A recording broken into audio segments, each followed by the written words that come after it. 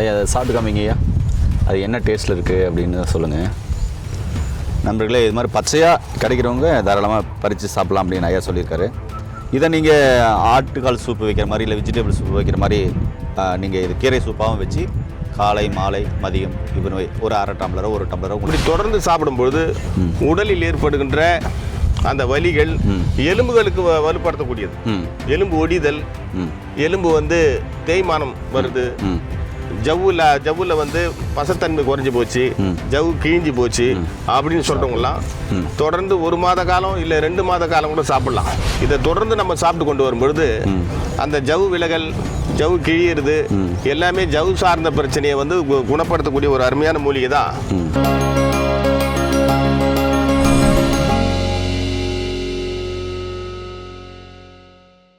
இயற்கையை மருந்து சேனலுடைய மேலும் பல பதிவுகளை தெரிந்து கொள்ள இந்த சேனலை சப்ஸ்கிரைப் செய்யவும், பெல் பட்டனை அழுத்தவும். மேலும் மருத்துவரின் ஆலோசனை பெற இந்த வீடியோவில் உள்ள எண்ணிற்கு தொடர்பு கொள்ளவும். இயற்கை மருந்து நேயர்களுக்கு வணக்கம். நம்முடைய அருகில் மூலிகை சிகரம் மூலிகை பற்றி ஐயா இருக்காங்க.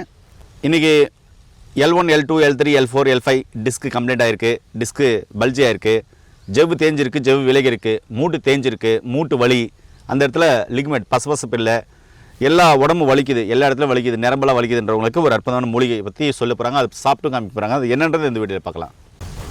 ஐயா வணக்கம் ஐயா. வணக்கம் சார். ஐயா, நான் உங்ககிட்ட அருமையான கேள்வி கேட்டிருக்கேன், நீங்கள் ஒவ்வொன்றா சொல்லுங்க ஐயா.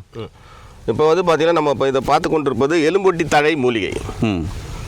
இது பார்த்தீங்கன்னா காடு சார்ந்த இடம், மலை சார்ந்த இடம், காடுகளில் வாழக்கூடிய ஒரு மூலிகை. இப்போ வீட்டுங்களாண்டே பயிராக்குறாங்க, அங்கேயும் வருது, ஒன்றும் பிரச்சனை இல்லை. இது பார்த்தீங்கன்னா வழவழப்பு தன்மை கொண்ட ஒரு மூலிகை. அதாவது நம்ம உடலில் ஏற்படுகின்ற பசை இல்லாத தன்மை.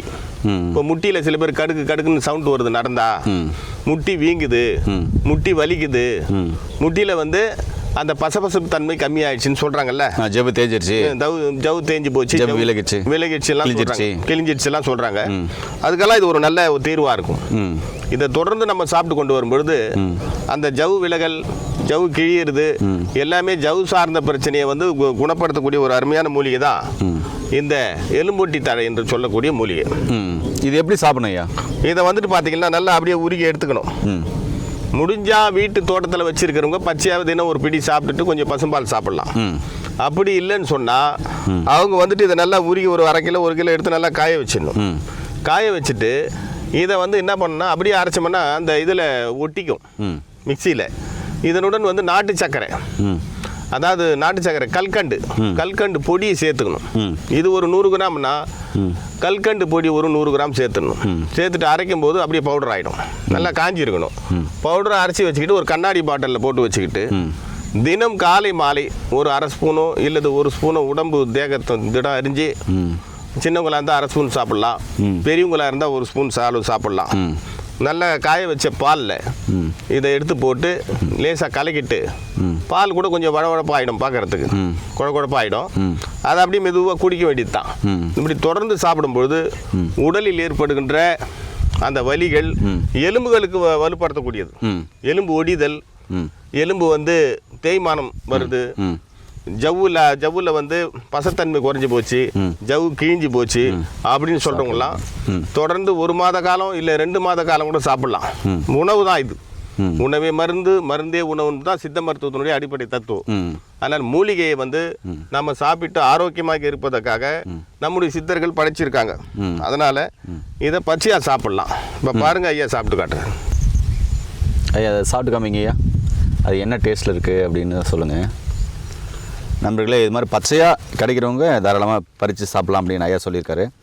இதை நீங்கள் ஆட்டுக்கால் சூப்பு வைக்கிற மாதிரி இல்லை வெஜிடபிள் சூப்பு வைக்கிற மாதிரி நீங்கள் இது கீரை சூப்பாகவும் வச்சு காலை மாலை மதியம் இப்படி ஒரு அரை டம்ளரோ ஒரு டம்ளரோ உங்களுக்கு பிடிச்ச அளவுக்கு எடுத்து வந்தீங்கன்னா ஐயா சொன்ன அனைத்து வகையான மூட்டு வலி, முதுகு ஜாயின்ட் பெயின், L4 பிரச்சனை, L5 பேசுகிற டிஸ்க்கு கம்ப்ளைண்ட்டு, பல்ஜாக இருக்குது, அதே மாதிரி அந்த லிக்மெண்ட் இல்லை ஜவ்வு தேஞ்சிருக்கு, ஜவ்வு விலகிருக்கு, மூட்டு தேஞ்சிருக்கு அப்படின்னு சொல்லிட்டு அந்த இடத்துக்கு தேவையான எல்லா இம்யூனிட்டி பலம் சத்துக்களும் இந்த கீரை கொடுக்கும், இந்த மூலிகை கொடுக்கும். அதே மாதிரி மூட்டு வலி, முதுகு வலி, நரம்பு வலிக்கிறவங்களுக்கு தாராளமாக அதை எடுத்துகிட்டு வரலாம். எடுத்துகிட்டு நோய் நொடி இல்லாமல் ஆரோக்கியமாக இருங்க. ஐயா, நீங்கள் என்ன டேஸ்ட் இருக்குன்னு சொல்லுங்கள். லைட் இனிப்பு, தொகுப்பு, கொழகொழப்பு இருக்குது. என்ன நேர்களே, மூலிகை அப்படி தான் இருக்கும். இதெல்லாம் சைடு எஃபெக்டாக மூலிகை. இது மாதிரியான பிரச்சனை உள்ளவங்களுக்கு மருந்து மாத்திரைகள் நீங்கள் எடுத்துக்கோங்க. அதே சமயத்தில் இதெல்லாம் எடுத்துகிட்டு வந்தீங்கன்னா சைடு எஃபெக்ட் இல்லாத 100% குணமாக்கக்கூடிய ஒரு அற்புதமான மூலிகை தான். இது மாதிரி எண்ணற்ற மூலிகை தெரிஞ்சுக்கொள்ள நம்முடைய சேனலை சப்ஸ்கிரைப் பண்ணாதாக சப்ஸ்கிரைப் பண்ணிக்கோங்க. மீண்டும் இன்னொரு அருமையான பதிவு சந்திக்கலாம். நன்றி, வணக்கம். வணக்கம் ஐயா.